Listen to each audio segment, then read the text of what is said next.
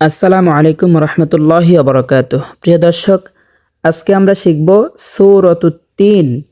সূরাতুত-তিন শিখব সহজভাবে, সহজ পদ্ধতিতে। আমরা শব্দগুলো ভেঙে ভেঙে একেবারে সহজ পদ্ধতিতে পড়ব ইনশাআল্লাহ।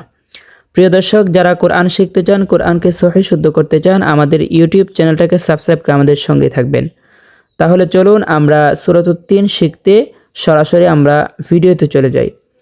أعوذ بالله من الشيطان الرجيم. سورة التين مكية. بسم الله الرحمن الرحيم. والتين والزيتون وطور سينين والتين والزيتون والتين। এখানে একালি পরিমাণ টানিয়ে পড়তে হবে। এখানে যে মদটা হয়েছে, মদের নাম হচ্ছে মদ্দে তবাই। জেরের বাম পাশে জসমলা ইয়া মদের হরফ হইলে তাহার ডান দিকের হরকতকে একালি পরিমাণ টানিয়ে পড়তে হয়। প্রিয় দর্শক, তাহলে চলুন আমরা প্রথমে মদ্দে তবাইয়ের সংজ্ঞাটা একটু জেনে নিই, তাহলে আমাদের জন্য সহজ হবে সবগুলো বিষয় বুঝতে। মদের তবাই জানার পূর্বে আমরা প্রথমে জানব যে মদের হরফ কয়টি। মদের হরফ হচ্ছে তিনটি, আলিফ, ওয়াও, ইয়া। এখন আমরা জানব যে মধ্যে তবাই কাকে বলা হয়। মধ্যে তবাইয়ের সংজ্ঞা: জবরের বাম পাশে খালি আলিফ মদের হরফ, পেশের বাম পাশে জজমলা ওয়াও মদের হরফ, জেরের বাম পাশে জজমলা ইয়া মদের হরফ। মদের হরফ হইলে তাহার ডান দিকের হরকতকে এক আলিফ পরিমাণ টানিয়া পড়িতে হয়। যেমন ওয়াত্তিনি। এখানে আমরা স্পষ্ট দেখতে পাচ্ছি জেরের বাম পাশে জজমলা ইয়া, এটা হচ্ছে মদের হরফ, এখানে এক আলিফ পরিমাণ টানিয়া পড়তে হবে। যেমন ওয়াত্তিনি ওয়াজ্জাইতুন, যাকে নরমভাবে একেবারে পাতলা করিয়ে পড়তে হবে। ওয়াজ্জাইতুন। প্রিয় দর্শক, এখানে তিন আলিফ পরিমাণ টানিয়ে পড়তে হবে, কারণ এখানে যে মদটা হয়েছে মদের নাম হচ্ছে মদ্দে আরজি, তিন আলিফ পরিমাণ টানিয়ে পড়তে হবে। আরেকটা কায়দা আছে, সেটা হচ্ছে অক্ফের শেষে যে হরফটা থাকে সেটা সদা সর্বদাই সাকিন হয়ে যায়। আমরা যেহেতু এখানে অক্ফ পেয়েছি, অক্ফের শেষে নুন আছে, নুনটা সাকিন হয়ে যাবে, তাহলে তুন এরকম উচ্চারণ হবে। আর এখানে যে মধ্যে আরজিটা হয়েছে, এটা কিভাবে হয়েছে এটা আমরা এখন জানব। মধ্যে আরজি হচ্ছে মদের হরফের বামের হরফে অক্ফ হইলে তিন আলিফ পরিমাণ টানিয়া পড়িতে হয়। যেমন ওয়াজ্জাইতুন। আমরা এখান থেকে দেখব যে মদের হরফের বামের হরফে অক্ফ হয়েছে কিভাবে। পেশের বাম পাশে জসমলা ওয়াও, এটা হচ্ছে মদের হরফ, ঠিক আছে। বামের হরফ হচ্ছে নুন, বামে অক্ফ, তাহলে সংজ্ঞার সাথে মিলে গিয়েছে যে মদের হরফের বামের হরফে অক্ফ হয়েছে, তিন আলিফ পরিমাণ টানিয়া পড়তে হবে। যেমন ওয়াত্তিনি ওয়াজ্জাইতুন ওয়াতুরি সিনিন। আমরা অনেকে এখানে পড়ে থাকি যে এরকম ভাবে ওয়াতুরি সিনিনা ওয়া হাযাল বালাদিল আমিন। আমরা যদি যেহেতু এখানে ওয়াকফ হয়েছে, যদি ওয়াকফ করি তাহলে এখানে তিন আলিফ পরিমাণ টানিয়ে পড়তে হবে, মধ্যে আরজি হয়ে যাবে। আর যদি এখানে ওয়াকফ না করি, আমরা টেনে পড়ি, তাহলে এখানে এক আলিফ পরিমাণ টান হবে, মধ্যে তবাই হবে, ঠিক আছে। যেমন ওয়াতুরি সিনিনা ওয়া হাযাল বালাদিল আমিন। ওয়াতু এখানে এক আলিফ পরিমাণ টানিয়ে পড়তে হবে, কারণ পেশের বাম পাশে জসমলা ওয়াও হয়েছে মদের হরফ, এখানে এক আলিফ পরিমাণ টানিয়ে পড়তে হবে। ওয়াতুরি সিনিনা, সি এক আলিফ পরিমাণ টানিয়ে পড়তে হবে। জেরের বাম পাশে জসমলা ইয়া, এটাও এক আলিফ পরিমাণ টানিয়ে পড়তে হবে, জেরের বাম পাশে জসমলা ইয়া। ওয়াতুরি সিনিনা ওয়া হাযাল বালাদিল আমিন। হা খারাজ জবর হওয়ার কারণে এক আলিফ পরিমাণ টানিয়ে পড়তে হবে। খারাজ জবর খারাজের উল্টা পেশ হইলে এক আলিফ পরিমাণ টানিয়া পড়িতে হয়, ইহাকেও মধ্যে তবাই বলে। যেমন খারাজ জবর, হার উপরে খারাজ জবর স্পষ্ট আমরা দেখতে পাচ্ছি, ওয়াহা একালিপ পরিমাণ টানিয়ে পড়তে হবে। ওয়াহাযাল বালাদিল আমিন। ওয়াহাযাল, দালটাকে আমরা উচ্চারণ করব জিহ্বার আগা উপরের দুই দাঁতের আগার সাথে লাগিয়ে। 13 নম্বর মাখরাজ হতে দাল উচ্চারণ হবে, যেমন ওয়াহাযাল। প্রিয় দর্শক, এখানে কিন্তু অনেকে এরকমভাবে পড়ে থাকেন যে জালটাকে অনেকে পড়ে থাকেন একেবারে নরমভাবে, একেবারে পাতলা করে যা উচ্চারণ হয়ে যায় এরকমভাবে ওয়াহা জাল, তাহলে কিন্তু শুদ্ধ হবে না। আবার অনেকে এখানে জালটাকে শক্ত করে পড়ে থাকেন, যেরকম ওয়াহা জাল, ওয়াহা জাল এরকম পড়লেও শুদ্ধ হবে না, সেটা কি হবে, জিমে পরিণত হয়ে যাবে। আমরা যেহেতু এখানে দেখতে পাচ্ছি দালটাকে জিহ্বার আগা উপরের দুই দাঁতের আগার সাথে লাগিয়ে 13 নম্বর মাখরাজ থেকে উচ্চারণ করব, যেমন ওয়াহাযাল বালাদিল আমিন। প্রিয় দর্শক, এখানে আমি 3 আলিফ টান করেছি, এখানে অক্ফ আছে, তো এখানে 3 আলিফ টান করিয়া পড়তে হবে, কারণ এখানে যে মদটা হয়েছে মধ্যে আরজি হয়েছে, মদের হরফের বামের হরফে অক্ফ হয়েছে, 3 আলিফ পরিমাণ টানিয়া পড়তে হবে। জেরের বাম পাশে জসমলা ইয়া, এটা হচ্ছে মদের হরফ, বামের হরফ হচ্ছে নুন, বামে অক্ফ হয়েছে, ঠিক আছে। যেমন ওয়াহাযাল বালাদিল আমিন। বিসমিল্লাহির রহমানির রহিম। ওয়াত-তিনি ওয়াজ-যাইতুন وطور سينين وهذا البلد الأمين لقد خلقنا الإنسان في أحسن تقويم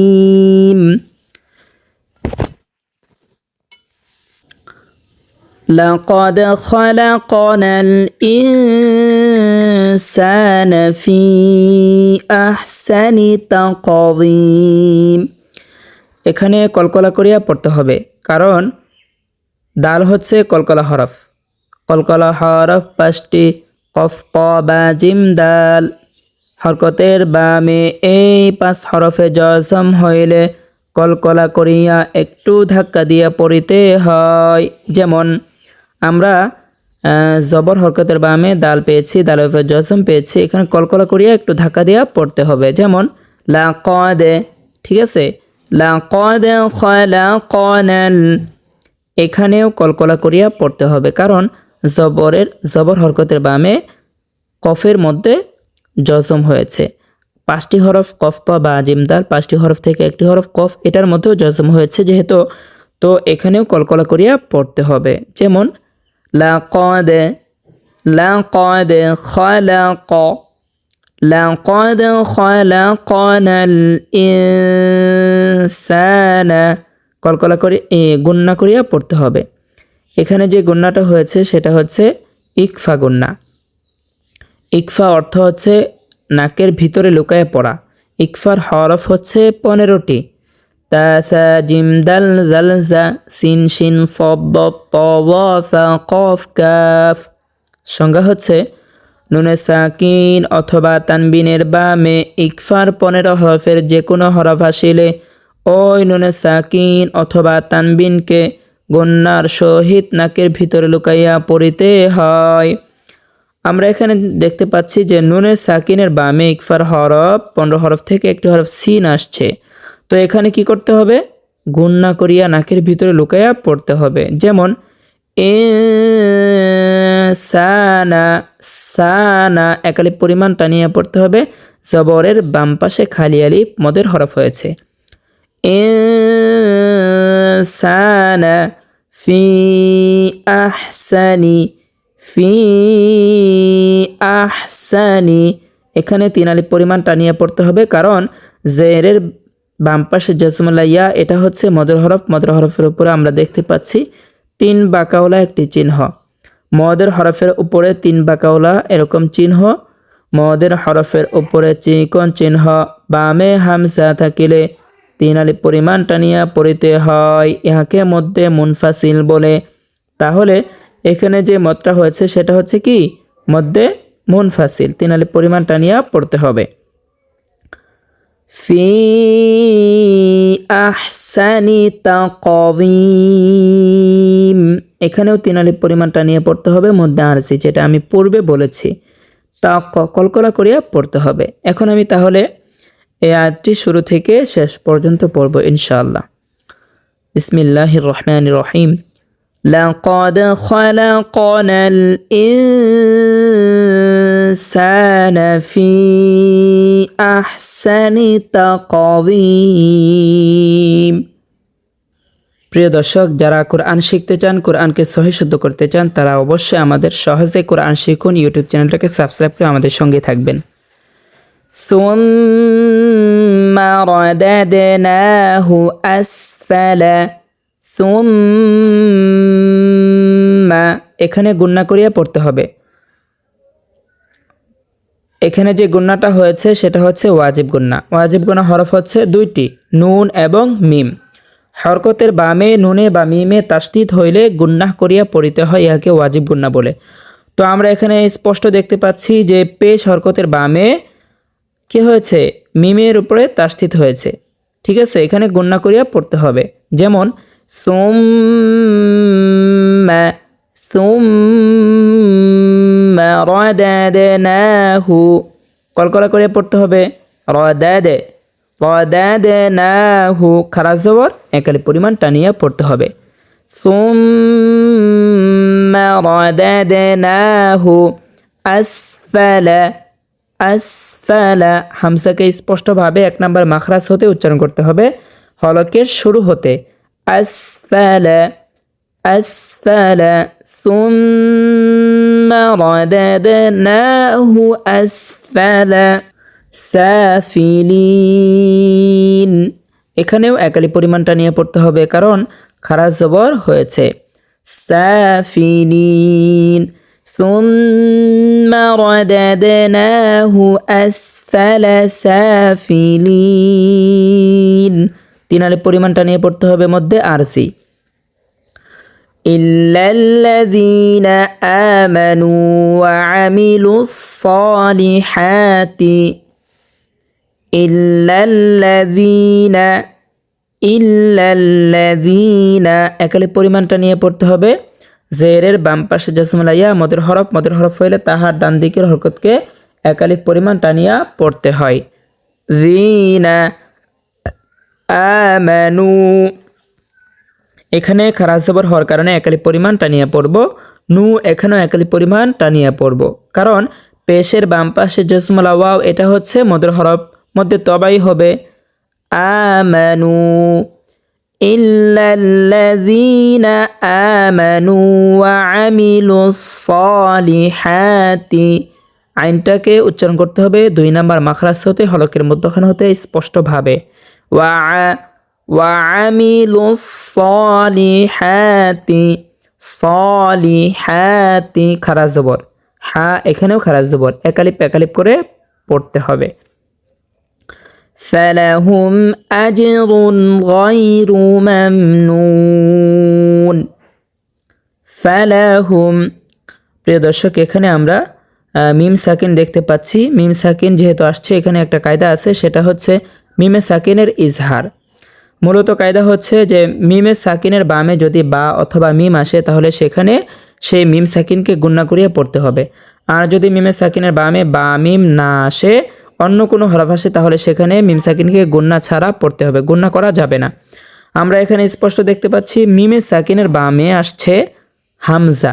ঠিক আছে, বা মিম কোনো হরফে আসে নাই, তাহলে এখানে গুণনা ছাড়া পড়তে হবে, গুণনা করা যাবে না। যেমন ফালাহুম, এখানে গুণনা করা যাবে না। ফালাহুম আজরুন গায়রু মামনুন। এবং এখানে আরেকটা কায়দা আছে, সেটা হচ্ছে নুনে সাকিনের ইজহার কায়দা। ইজহারের হরফ হচ্ছে 6টি, হামজা, হা, আইন, হা, গাইন, খ।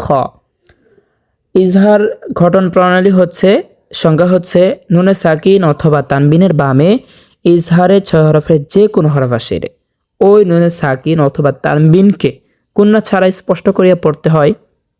তাহলে কি এখানে গুণনা হবে?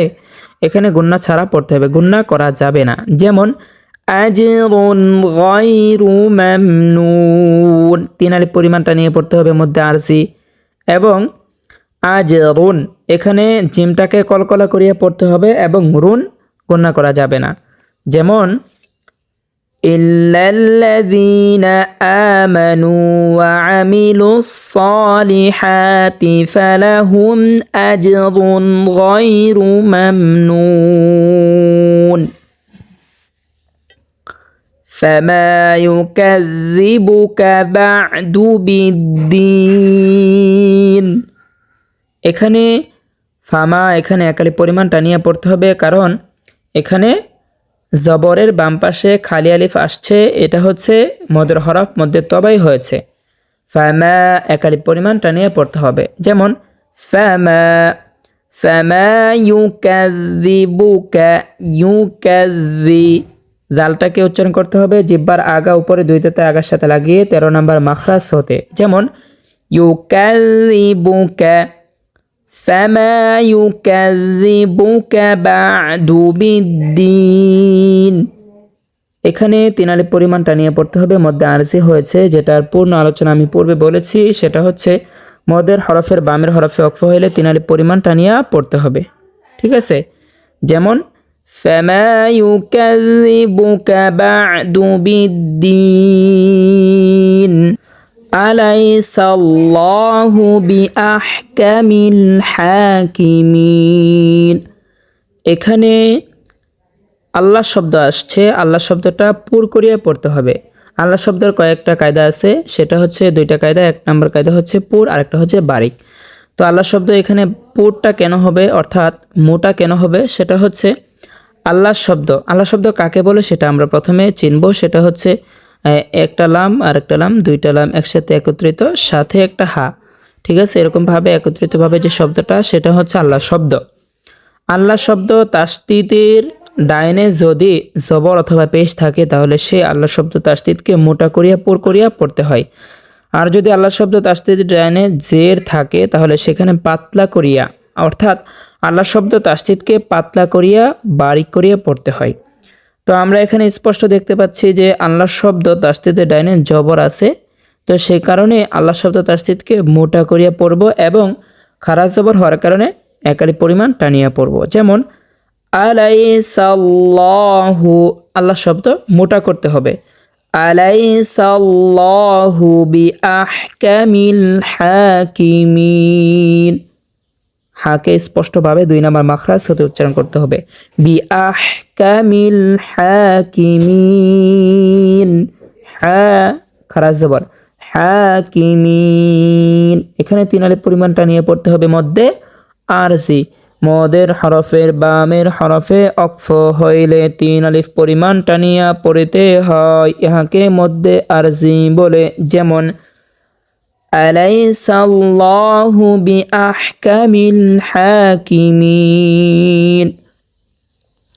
আসসালামু আলাইকুম ওয়া রাহমাতুল্লাহি ওয়া বারাকাতুহু। প্রিয় দর্শক, যারা যারা কোরআন শিখতে চান, কোরআনকে সহিহ শুদ্ধ করতে চান, তারা আমাদের ইউটিউব চ্যানেলটাকে সাবস্ক্রাইব করে আমাদের সঙ্গে থাকবেন। আমাদের ইউটিউব চ্যানেলের নামটি হচ্ছে সহজে কোরআন শিখুন। এবং অনেকে এরকম আছেন যে সরাসরি কোরআন অনলাইনে কোরআনের কোর্স করতে চান ও কোরআন প্রাইভেট পড়তে চান, তাহলে আমাদের ইউটিউব চ্যানেলের ডেসক্রিপশনে একটা নাম্বার দেওয়া আছে, হোয়াটসঅ্যাপ নাম্বার। সেই নাম্বারে আপনারা যোগাযোগ করবেন। অনেক মা বোন যারা আছেন, তারা ঘরে বসে আপনারা কোরআন শিখতে পারবেন। ভালো মানের হাফেজা আলেমা ম্যাডামের মাধ্যমে, শিক্ষিকাদের মাধ্যমে আপনারা কোরআন শিখতে পারবেন। বিভিন্ন মাসাইল আপনারা এখান থেকে জানতে পারবেন। আপনারা জানতে এবং শিখতে সহজেই কোরআন শিখতে, কোরআনকে সহিহ শুদ্ধ করতে আমাদের ইউটিউব চ্যানেলটাকে সাবস্ক্রাইব করে আমাদের সঙ্গে থাকবেন।